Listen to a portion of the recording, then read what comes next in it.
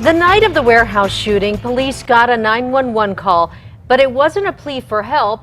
It was the shooter on the other line. During that call, the shooter, Wade Melton, explained why he did what he did. News 13's Chris McKee is here with those just released 911 tapes, and we're only playing a portion of the recordings.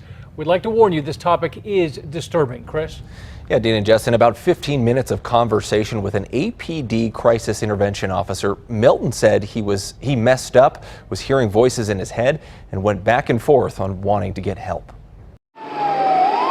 As police and paramedics rushed to the Benny Keith warehouse, responding to an active shooter, 911 emergency. Police got a chilling call. You guys are looking for an active shooter in Albuquerque? Okay. You have some information? Yes, this is him. The admitted shooter, Wade Melton, wanted to know what happened to the 3 men he shot. Dispatchers put a crisis negotiator, Albuquerque police officer John Burley, on the line. My name is Wade Melton. Hey, Wade. What's going on, man? I f***ed up bad.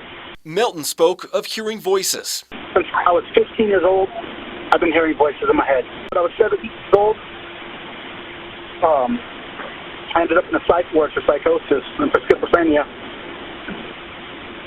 I was treated. I was also using methamphetamine then. The officer tried to help Melton. Wade, I was hearing. Yes. I'm here for you, okay? I'm serious. I'm here for you. Melton explained why he shot 3 of his male coworkers, claiming Benny Keith's employees used psychic attacks to see if Melton influenced the shooting at the Benny Keith warehouse near Houston in August. They were using that night manager officer, who was a pretty powerful psychic, to try to dismantle me, bring down my mind.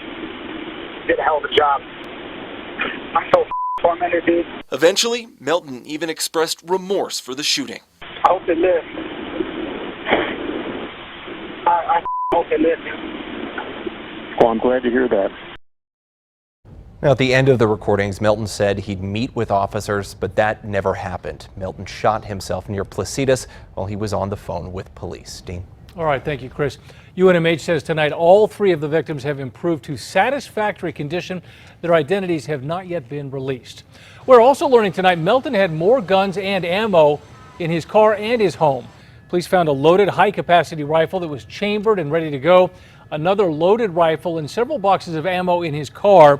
Tuesday, they also searched his home on Osage near Central and Sunset. Inside, they found more guns, ammo, and a small amount of drugs.